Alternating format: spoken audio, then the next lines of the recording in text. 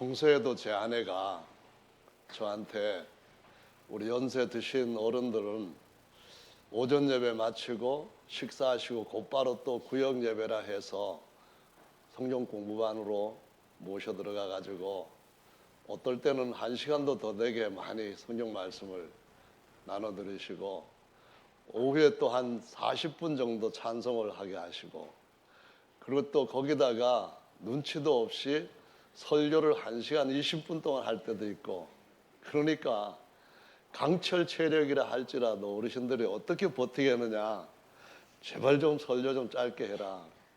그래서 제가 기도해 달라고 했는데 오늘도 제 아내가 연세도 있으시고 하니까 설교 길게 하지 말고 짧게 하라고 해서 참 예수님 말씀 듣는 것보다 아내 말 듣는 것이 더 힘들다, 그런 생각이 들었습니다. 그래서 어떤 설교를 할까 하다가 8월 18일이니까 마태복음 8장 18절부터 하자 이렇게 해서 하게 되었으니까, 이 주님이 주신 계시인지 은혜인지는 모르겠지만 하여간 주님이 준비된 분들한테는 다 은혜를 주실 줄 믿습니다. 아멘. 예수님께서 말씀을 잘 가르치시고 기적도 많이 베푸시고, 그러다 보니까 오병이어의 기적을 행하실 때 기록된 따르는 숫자, 신자들의 수를 기록한 걸 보면은 남자만 5,000명, 여자까지 하면은 한 12,000명, 어린아이와 어른들, 유약자까지 하면은 그러면은 훨씬 더 많은 숫자가 따랐을 것으로 예상이 됩니다.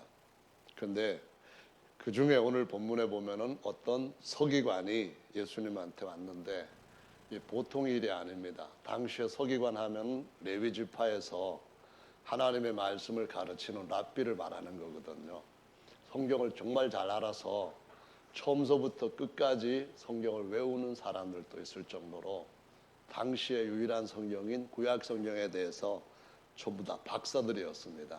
그런데 이 성경을 그냥 문자로만 알면은 다 아는 것이 아니라고 말씀을 하십니다. 보이지 않는 하늘의 것을 우리에게 가르쳐 주시려고 하시다 보니까 어쩔 수 없이 살아있는 우리의 삶 속에서 일어나는 일들을 가지고 이거를 보고 알되 깨닫되 저 위에 보이지 않는 것, 지금 보고 알되 장차 우리에게 이루어질 것, 이거를 봐라 하고 마치 그림을 보여주시듯이 어떤 실체가 아닌 모형을 보여주시듯이 쭉 보여준 것들이 성경에 참 많이 나옵니다. 그래서 이 서기관도 말씀을 참 잘하는 사람이었는데 예수님한테 와서 대화를 하는 거 보면은 조금 더 알아야 되겠다 하는 것을 우리한테도 깨닫게 해주십니다.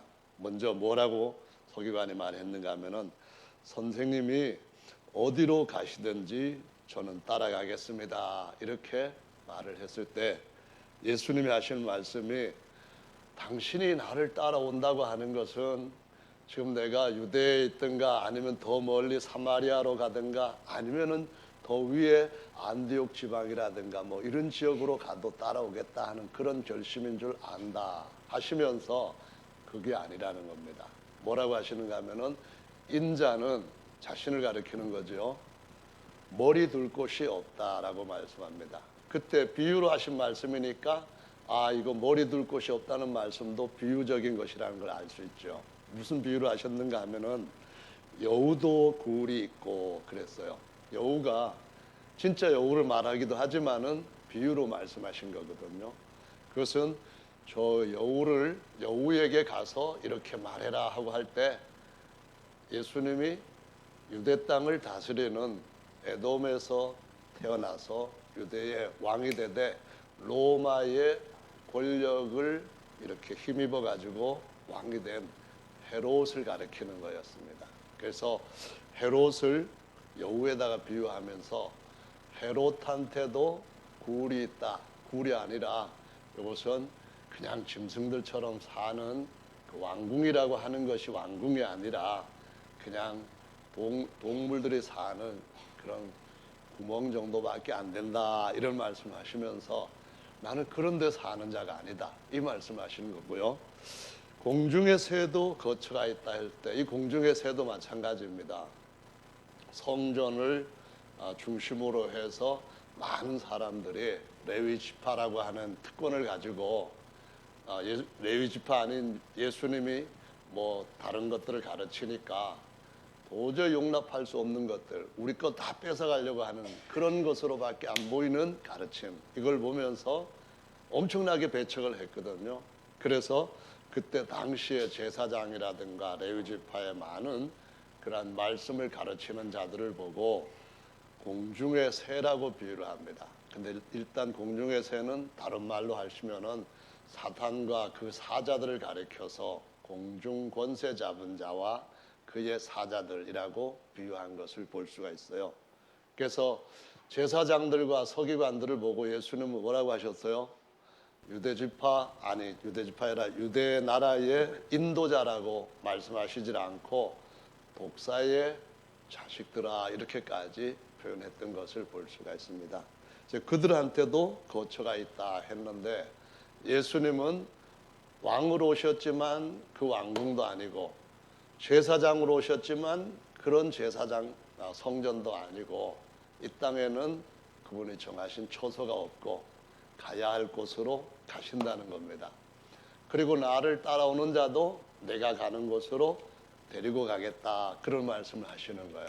그래서 믿음의 조상 아브라함을 부를 때도 갈대아 우르에서부터 약속하신 지시한 땅까지 가는데 굉장히 먼 거리를 이동하게 하셨습니다. 양떼를 끌고 많은 고생을 하면서 긴 여행 끝에 약속의 땅에 들어가게 하셨거든요. 그래서 오늘날도 우리가 주님 앞에 더 가까이 정말 돌아가야 할 본향으로 돌아가려면은 아브라함처럼 장막을 지고 그 아들도 장막을 지고 그 손자도 장막을 지고 그 본래 나왔던 땅의 고향이 아니라 하늘의 본향으로 가는 그와 같은 여정을 꼭 거쳐야만 된다라는 것을 가르쳐 주시고 있습니다. 저와 여러분들이 장막 지고 가는데 장막이 어떤 장막은 무겁고 어떤 장막은 좀 가벼워요. 그래서 가벼운 장막은 어떤 장막이냐 하면은 내려놓는 장막이 가볍습니다.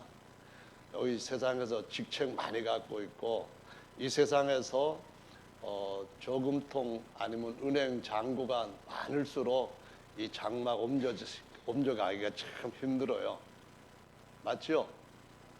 그래서 그 장막 옮겨가야 되는 건 확실한데 이것저것 없어서 참 나는 미래가 어떻게 될지 걱정된다 그러시는 분 계시면은 걱정할 것 없습니다. 곧 하나님께서 예배해 놓으신 하나님이 지으시고 그 허물어지지 않을 터가 있는 하늘의 예루살렘 보석성이 있는 줄로 믿으시기 바랍니다.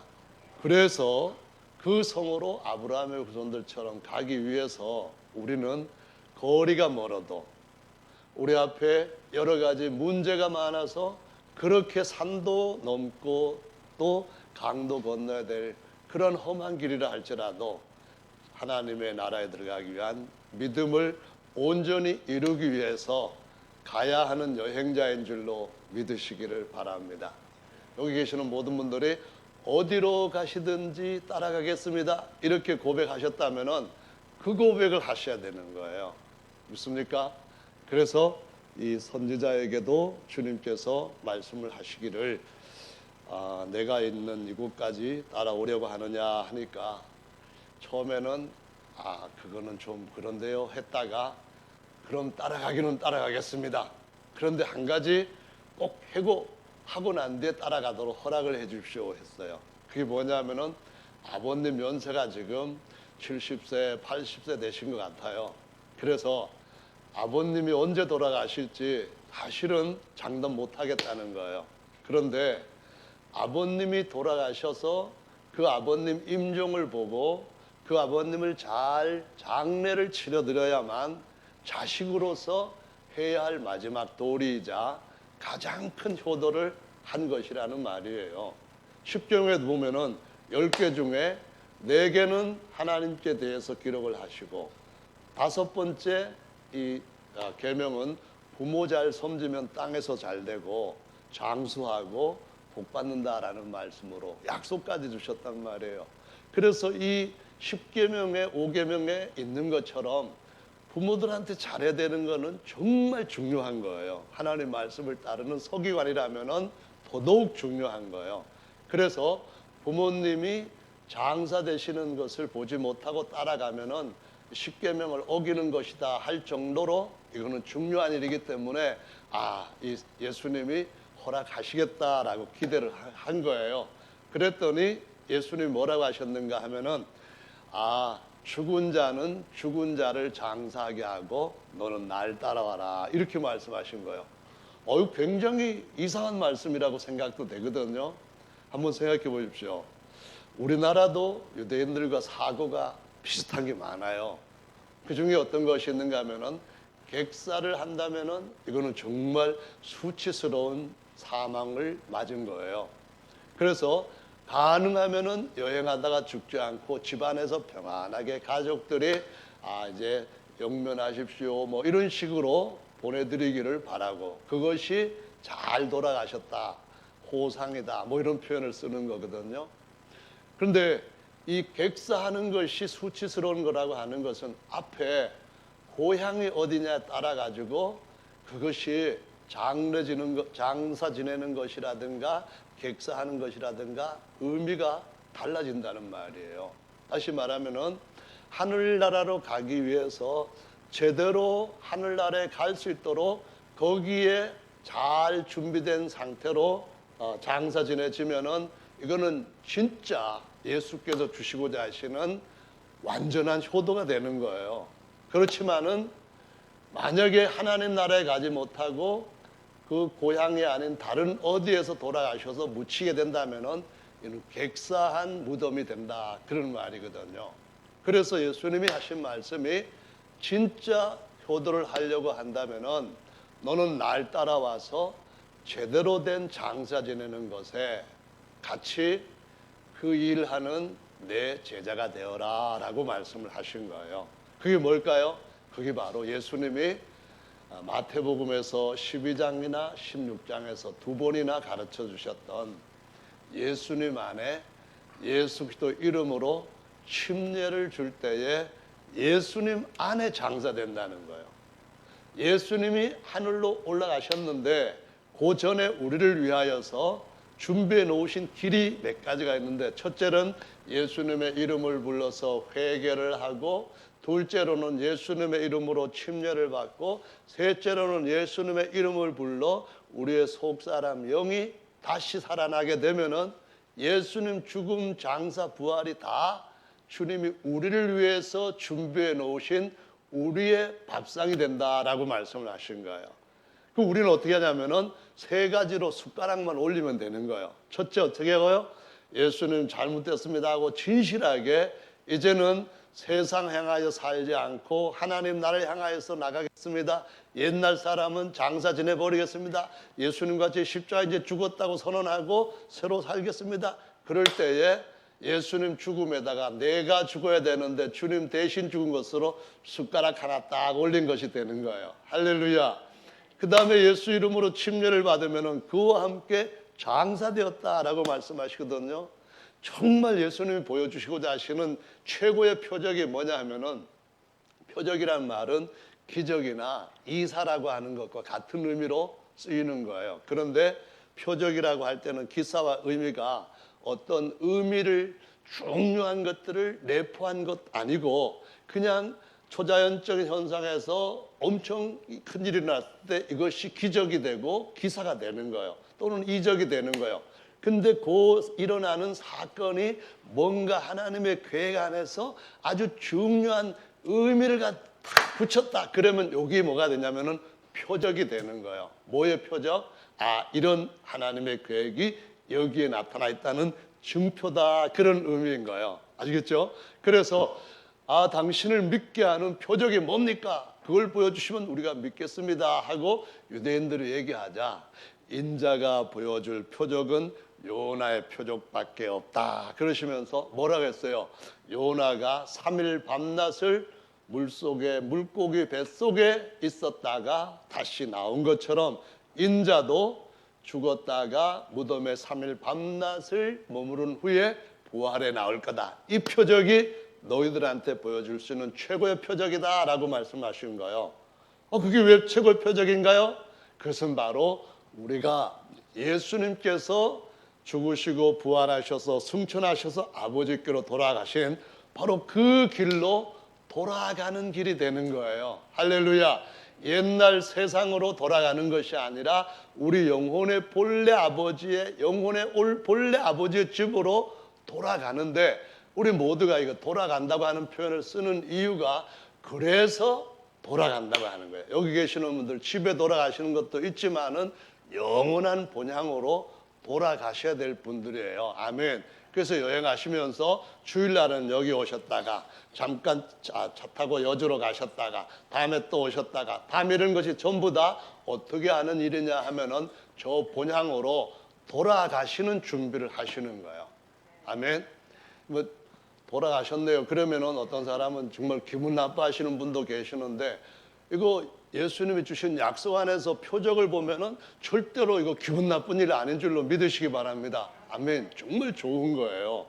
그래서 그 예수님의 죽으심, 장사되심에 우리가 같이 숟가락을 얹을 수 있는 것이 예수 이름으로 침례를 주는 것인데, 너의 아버지를 네가 장사 지내봐야 본향으로 돌아가시게 준비를 제대로 해드리는 게 아니라 사실은 객사하신 거와 똑같은 거야. 그러면서 나를 통하지 않고서는 하늘의 아버지께로 올 자가 없느니라 하시면서 자신이 이 육체를 가지고 길을 내시면서 새로운 길, 산 길을 딱 열어주셨다는 말씀이에요. 할렐루야. 그래서 그 길을 따라가면은 우리가 제대로 돌아가시게 된다는 것입니다. 할렐루야. 그래서 침례받는 건 그만큼 중요한 거거든요.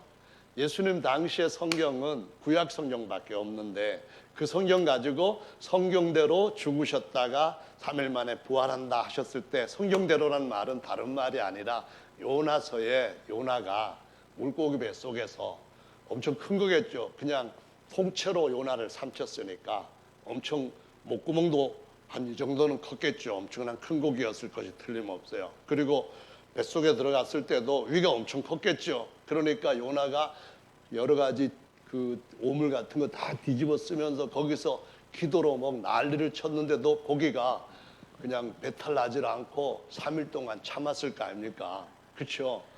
여러분 뱃속에 여기 뭐가 좀 올챙이 정도 되는 게 들어가고 휘젓고 있다고 한다면은 못 견디실 거예요. 근데 요나가 물고기 뱃속에 들어가고 어떻게 했어요? 그냥 누워서 잠만 잤겠어요? 성경에 보니까 막 하나님 앞에 회개하면서 난리를 친 것 같아요. 근데 무슨 3일 동안 고기가 가만히 있다가 하나님이 이제는 그걸 갖다가 저기 느느웨 그 앞에 바다에 갔다가 딱 푸 토해내라 그래가지고 하나님께서 소화도 안 시키고 3일 동안 딱 있게 하시다가 소화 안 됐다는 걸, 이게 고기가 엄청나게 많은 걸 먹었다 그런 얘기도 될 것 같아요. 어쨌든 간에 성경대로 3일 동안 있다가 나왔던 말씀이에요.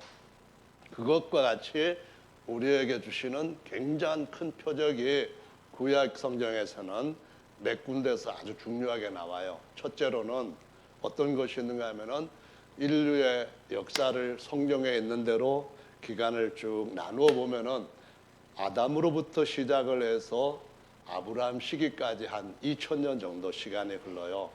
하나님의 시각으로 볼 때 1000년을 하루같이 보신다니까 하나님 시각으로는 이틀 정도 되는 거예요. 이틀 됐는데 거기에 보면은 최고의 큰 사건이 있어요. 아담으로부터 아브라함 부르시기까지 최고의 큰 사건이 뭐냐 보니까 사람들이 엄청나게 많이 물로 죽은 사건이에요. 뭐죠? 홍자 들어가요. 홍수 사건인데 당시에 아마 적게 잡아도 한 12억 정도 되는 사람들이 살았을 것으로 계산이 나와요. 그 중에서 8명만 하나님이 방주 만들어 했을 때 방주 안에서 살고, 나머지 8명 외에 다시 노아가 키워야 할 많은 생물들도 7쌍, 2쌍씩 해가지고 집어넣어가지고 그것들도 살아서 같이 나왔어요. 그러니까 물로 말미암아 나쁜 것들은 싹 없어졌는데 특히 악인들이 엄청나게 많은 사람들이 죽었다는 말씀이에요. 왜냐하면은 자꾸 이렇게 두면은 땅도 더러워지고 나중에는 한 사람도 안 남겠다 싶으니까 참다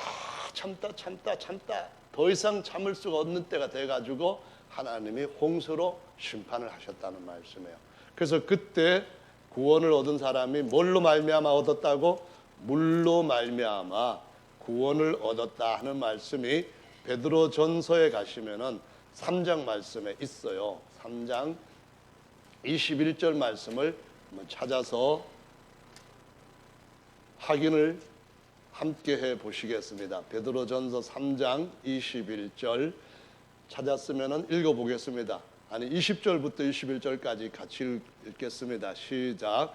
그들은 전에 노아의 날 방주 예비할 동안 하나님이 오래 참고 기다리실 때에 순종치 아니하던 자들이라. 방주에서 물로 말미암아 구원을 얻은 자가 몇 명뿐이니 겨우 8명이라. 물은 예수 그리스도의 부활하심으로 말미암아 이제 너희를 구원하는 편이 곧 침례라. 육체 더러운 것을 제하여 버림이 아니요 오직 선한 양심이 하나님을 향하여 찾아가는 것이라. 여기에 보시면은 홍수 때에 멸망을 받은 사람들이 뭐 10억 이상 엄청나게 많았다는 거예요. 우리가 한 사건에서 한 1000명만 죽어도 이거는 끔찍한 재앙이라고 부르는데 여기에 보니까 10억 이상 되는 사람들이 물로 말미암아 죽었대요. 그런 큰 재난 심판에서도 물로 오히려 구원받는 사람이 있었다는 거예요. 그게 누구냐 하면은 바로 노아의 8가족이고, 이것이 예수님의 죽으심과 장사와 부활 대신 요 증표를 보여주시고 난 이 시대에는 뭐가 되느냐 하면은 우리를 죄에서부터 구원하는 실체 또는 표가 되는데 곧 침례받는 것이다 라고 말씀을 하신 거예요. 이해가 되시죠? 처음 2000년 기간 동안에 최고의 큰 사건은 홍수이고, 물로 말미암아 모든 악인들은 다 죽고 하나님 말씀 순종했던 8명만 살았다. 이것이 최고의 큰 표적이었다는 거예요. 아멘. 근데 그들은 그렇게 큰 홍수에서 구원을 받았지만 역시 죄에서 구원받은 건 아니에요. 그 말은 무슨 말이냐면은 구약의 사건은 장차 죄에서 우리를 구원하실 것에 대한 조그만큼 보여주는 그림이다라는 말씀이에요. 아시겠죠? 두 번째 시기가 아브라함으로부터 시작해서 예수님 오실 때까지 한 2000년 정도 기간이에요. 이걸 갖다가 중기세상이다 이렇게 불러요. 처음에는 초기세상, 중기세상. 이 중기세상에서 또 가장 큰 사건이 있었는데 이게 뭔지 아세요? 여기도 우리 성경에는 홍자가 들어가요. 홍. 뭐예요? 요거는 홍해바다 이거예요. 이스라엘 백성들이 애굽에 400년 종살이 해서 나오는데 완벽하게 나오는 것은 뒤에 적들을 두고 나오는 건 아닌 거예요. 왜냐하면 따라올 거예요. 그들이 가나안 땅까지 가면은 그 노예들이 가나안 땅까지 갔는데 군대가 못 따라가겠어요? 갈 수 있는 거예요. 앞에 있는 적들을 다 유대인들이 다 어떻게 이기고 갔다 할지라도 그냥 평지 가듯 뒤에서 애국 군대가 따라가면 잡으면은 그들 꼼짝없이 잡혀가는 거예요. 근데 하나님이 애굽의 군대를 완벽하게 다 매장시켜 버린 장소가 있어요. 그게 바로 물로 그들이 구원을 받게 하는 홍해 사건이에요. 아시죠?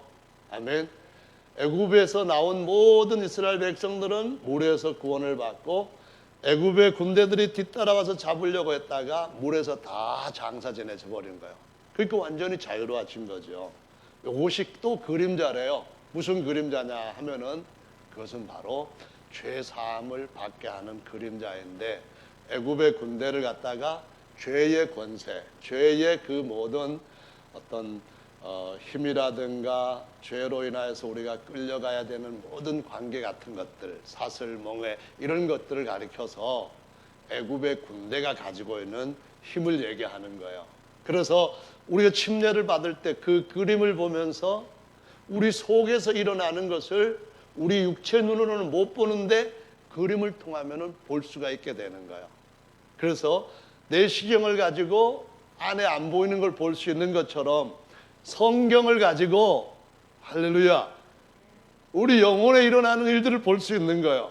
그래서 고린도 교회에게 말씀하신 고린도전서 10장의 말씀 보면은 이스라엘 백성들이 홍해를 건너면서 뒤에 따라왔던 애굽의 군대가 다 장사 지냈는데 이거는 거울이다 하면서 오늘날 우리가 예수 이름으로 칭례를 받으면은 보이지 않는 죄의 권세가 다 우리 앞에 우리 뒤에서 전부 수장돼 버리고 죄로부터 자유로워진다라는 말씀을 하시는 거예요. 할렐루야. 이 두 가지가 중기세상까지 일어났던 최고의 또 큰 표적이에요. 이스라엘 백성들에게 첫 번째 명절 중에 유월절이 나오는데요. 이 유월절 명절은 어떤 의미를 가지고 있는가 하면 탈출을 얘기하는 거예요. 이 탈출에서 가장 중요한 하이라이트는 역시 애굽의 모든 세력으로부터 완벽한 정리 그리고 자유를 얻는 것, 이것이라는 것을 보여주시고 있고, 이것이 유대 백성들이 예수님 오실 때까지 계속했던 제일 중요한 기념인 거예요. 할렐루야. 근데 이제 주님이 오셨을 때를 갖다가 처음에 중기 다음에 초기 세상 다음에 중기 세상 다음에 말기 세상이라고 해서 줄여서 말기라고 말세라고 말을 해요. 예수님 오셨을 때가 2000년 전이고 이틀 정도 흘러서 지금 2000년 다 채워진 말기가 됐는데 요 2000년 동안에 주신 것이 주님이 우리에게 주시고자 하시는 것들을 구약에서 그림으로 보여주는 진짜 백인데 요 구약하고 신약하고 딱 연결을 시켜주는 사람이 누군가 하면은 여자가 낳은 자 중에 가장 큰 자인 침례 요한인 거예요. 무슨 요한이라고? 침례 요한.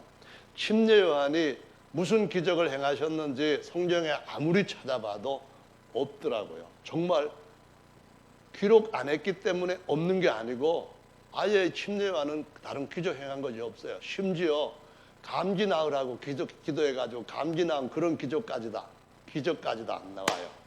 그런데도 불구하고 예수님이 침례 요한을 여자에게서 난 자 중에서는 제일 큰 자다라고 말씀을 했어요. 그런데 뭘 했길래 제일 큰 자인가 보니까 바로 그 초기 세상, 중기 세상에서 보여주었던 그 모든 구약의 말씀을 딱 정리를 해보면은 결론은 이거다 이거예요. 뭐예요? 결론은 죄에 대해서 정리하는 것이다 그 말이에요. 너희 아버지도 이 문제 정리해야 된다 그 말씀하신 거예요. 죽은 자들로 죽은 자를 장사하게 하고 하는 말은 죄 때문에 그 사람이 속에 있는 사람, 진짜 사람, 영이 죽었다는 거예요. 남아있는 것은 이제 육체와 혼, 겉사람이 남아가지고 점점 죽어가는 거예요. 그래서 이 사람이 숨을 거두기 전에 진짜로 해야 될 게 뭐냐? 네가 네 아버지 돌아가실 때까지 기다렸다가 아버님 잘 돌아가셨습니다. 이제 아주 편안히 쉬십시오. 그럴 것 아니라 예수님의 이름으로 제대로 된 장사를 지내드리는 것이 진짜 네가 할 수 있는 최고의 복이다. 이것을 가르쳐 주시는 거예요. 할렐루야. 그래서 예수님의 제자들은 다 불러가지고 예수님이 맡기신 일이 뭐냐 하면은 제일 중요한 것은 모든 만민에게 뭐를 전파하라? 복음을 전파하라. 그리고 복음을 전파하고 뭘 했어요? 믿고 침례를 받는 사람은 구원을 받을 것이요. 이렇게 나오는 거예요. 예수님이 진짜 자기 제자들한테 맡긴 최고의 큰 사명, 그러니까 지상 명령이라 할 수 있는 이것이 뭐냐면은 복음 전해서 침례받게 해주는 거예요. 그렇게 함으로써 누구 죄든지 너희가 씻어주면은 그 어떤 주홍빛 같은 죄도 싹 씻어질 것이고 누구 죄든지 그대로 두면은 아무리 대단한 기적을 수천 번 경험했다 할지라도 제일 큰 표적은 그거 아니라는 거예요. 제일 큰 표적은 예수님 안에서 예수님과 같이 장사되는 것이라고 말씀하시는 거예요. 죄송합니다. 그래서 이 침례 요한은 자기가 구약에 있는 것 모아가지고 이렇게 하는 것이 구약의 모든 결론이니까 나한테 침례 받은 것처럼 예수님한테 가서 진짜 침례 받으라 했는데 이것 한 것 때문에 여자가 낳은 자 중에서 제일 큰일 했다 이렇게 말씀하신 거예요. 오늘 여기에 있는 분들 중에 누구에게 말씀을 전하셔서 그 말씀을 깨닫고 믿고 침례를 받겠다고 한다면 요한이 한 것보다도 더 큰 일을 하신 거예요. 아주 대단한 일을 하신 거예요. 할렐루야. 그 일은 바로 법궤가 되시는 진짜 예수님을 안으로 모셔들여서 진짜 다윗의 장막이 되게 하시는 그런 엄청난 일을 하신 거예요. 할렐루야. 아멘. 만약에 우리 법궤라고 하는 거 진짜 이스라엘 백성들 잃어버린 거 지금도 못 찾고 있는데 그게 어느 날 계시로 우리한테 어디 저기 가고 땅을 파봐라 거기에 묻혀져 있다 해가지고 갔다가 여기 놓으면은 전 세계 사람들이 다 여기 올 거예요. 그러면 우리는 한 일주일 만에 예배당 수십억 또 들어올 수 있는 어마어마한 걸 지어야 될 거예요. 근데 성경에서 뭐라고 말씀한가 하면은 그 때가 오면은 사람들이 다시 법궤를 말하지도 않을 것이고 찾지도 않을 것이고 생각지도 않을 것이다. 그 말씀을 예레미야 3장에서 하셔요. 왜 그럴까요? 아니 그 법궤 나무로 만든 상자에다가 금 갖다 입혀가지고 그 안에 뭐 세 가지 집어넣은 거 그게 뭐가 대단해요. 진짜 대단한 것은 예수님 성령으로 오신 그 진짜 보화 상자를 우리 안에 딱 모셔다 드리면은 이게 진짜 하나님이 영원히 거하실 진짜 장막이 되고 어느 날 이 썩어질 육체까지도 예수님의 영광의 형체와 같이 쫙 변해들 것이기 때문에 이 장사 지낸다 하는 것은 다른 말로 하면은 한 알의 미라를 심지면은 여러 알이 맺히는 것처럼 콩 심은데 콩 나는 것처럼 하나님의 아들과 함께 심겨질 때 우리도 하나님의 아들과 같은 형상으로 쫙 변케 될 거기 때문에 침례는 그만큼 예수님 안에 장사 지내놓았고 그와 부활에도 참여할 수 있게 할 만큼 굉장히 중요한 거기 때문에 다시 그가 오실 때는 우리가 영광 중에 살아나게 되는 큰 약속을 받은 것인 줄로 믿으시기를 바랍니다. 그래서 이 말씀을 다 잘 배웠을 거예요. 근데 그래도 이 말씀은 아무리 봐도 100번 또 듣고 들어도 너무 귀한 약속의 말씀이에요. 그래서 침례를 받으시고 난 뒤에 계속해서 어디까지 가셔야 되느냐 하면은 부활에도 이를 수 있도록 진리의 말씀 안에서 계속 어디든지 따라가겠습니다 하는 믿음으로 주님 앞에 순종하며 사시는 은혜가 있기를 예수님의 이름으로 축원합니다. 할렐루야. 우리 다 같이 두 분을 위하여서 잠깐 동안 기도하시고 이제 관계되신 분들 준비하시는 분들은 이제 물침례 받을 준비가 됐는지 한번 확인해 주시기 바랍니다.